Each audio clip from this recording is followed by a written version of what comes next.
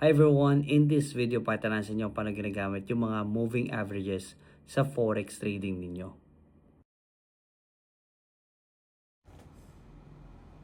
Okay, so nandito tayo sa ating trading view account and pili tayo kung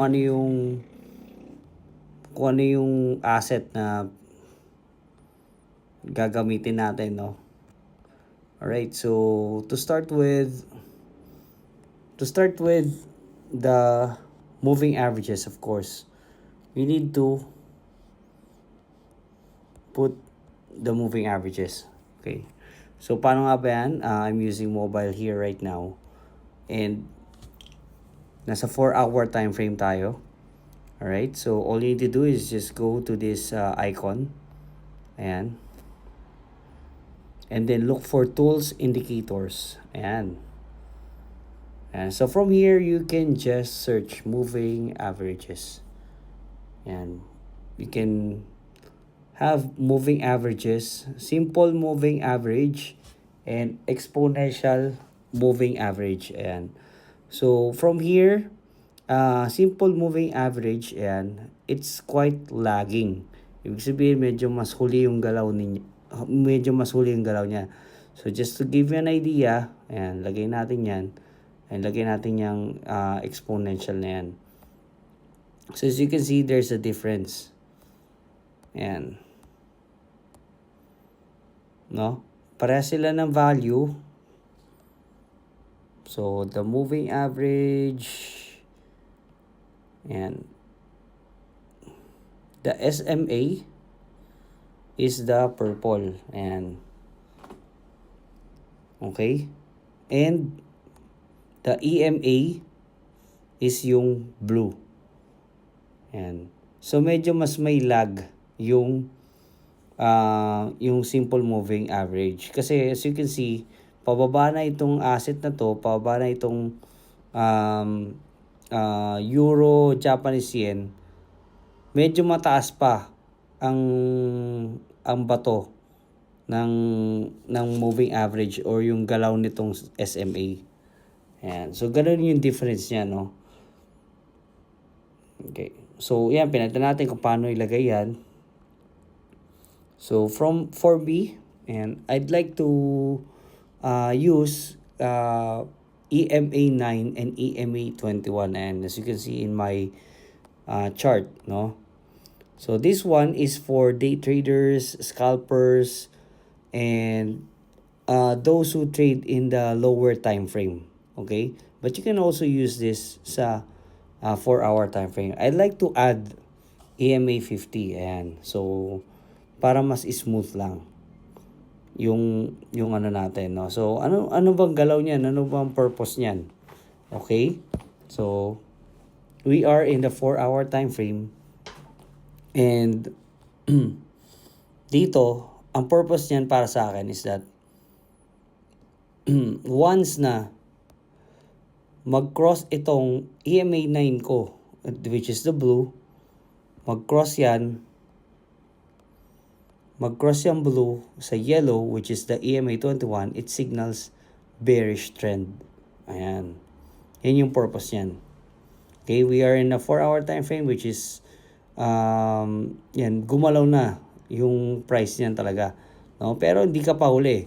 Yan. So upon this signal, no, nag-cross yan, as you can see, ang laki pa ng ibinaba niya, di ba?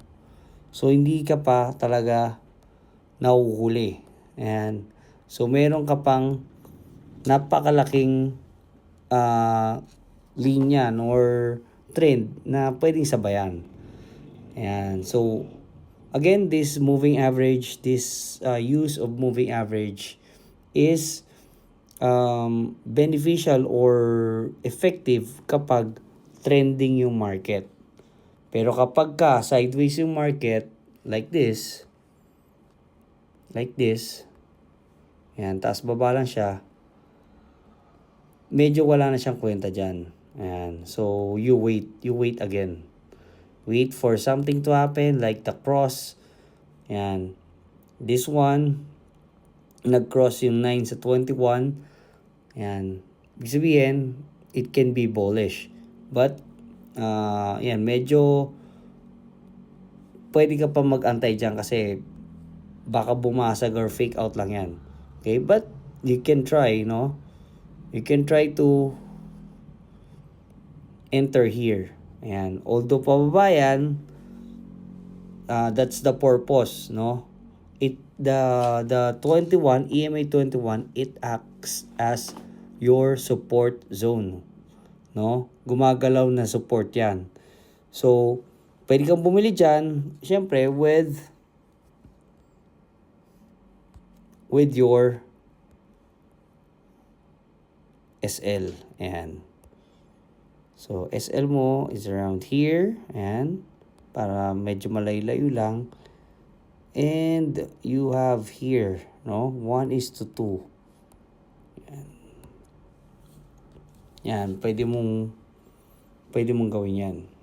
So that's the purpose of the moving averages. Okay? Very clear. It gumagana siya sa mga trending market, no. So this one, pasimula pa lang yan, no. Ito, pasimula pa lang yan. Yan, breakout pa lang yan. Pwede kang maging aggressive dyan or pwede hindi, di ba? Pwede mong intayin yan. Pagalawin mo muna. And then once you confirm, then you can enter.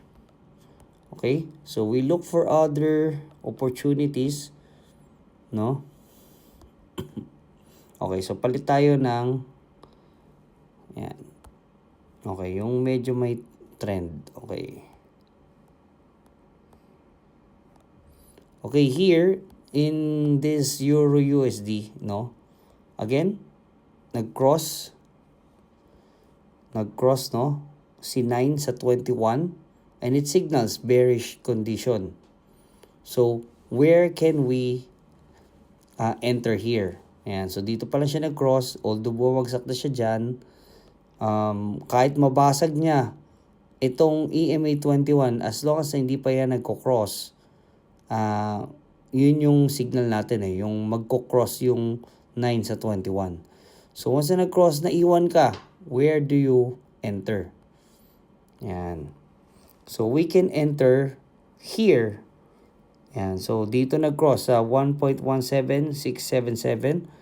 We can enter here at around 1.17512 when the price touches or when the price goes back to the EMA 21. So again, it acts as support and resistance levels, and that's where we can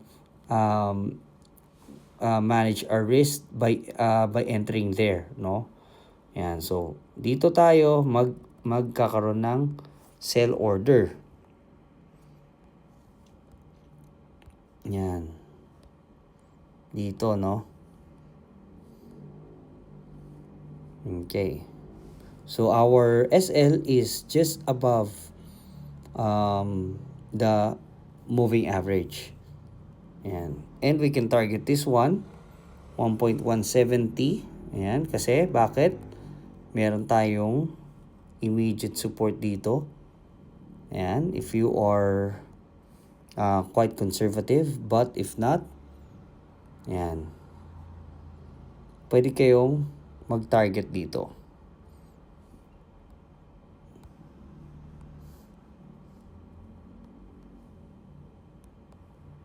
Yan. So, TP ka pa rin, no? Kahit yun yung target mo. Yan. Imagine this. Okay? Medyo malaki-laking move din yan. Alright? And, for me, as long as na, yun nga, bumabalik yung price dun sa moving average na yan, and 9 moving average still not crossing above, pwede pa nating entryhan yan. Ayan. Tulad dito. Ayan, bumalik siya. It went above the EMA 21. But the EMA 9, hindi siya nag-cross. So, we can enter here or here. Ayan. And then, again, here, nag-cross na siya above, no? That's when we can enter naman on the buy side. Okay. So again, this is from the 4-hour time frame. Ayan. So you can look for the precise entry sa lower time frame, most likely on the M15 or M5. Ayan. So dito, and meron tayo movement, and again, as long as it touches the EMA 21, you can enter. So here you can put your buy order here, targeting this one, and then once it retraces back, goes pull back, you can enter again here, targeting another one, and so on so forth. Yan. Okay. So there you go, ayan, no? 1.20641, yan yung highest niyan. And then it retraces, goes below, nag-cross below itong EMA 9 to the EMA 21. And that's it, guys, for our moving averages. Thank you so much for watching. And for more videos like this, or for more educational stuff like this about forex trading, you can also join our free webinar sa ating Telegram community. So I'd like to see you there. Nandiyan lang yung link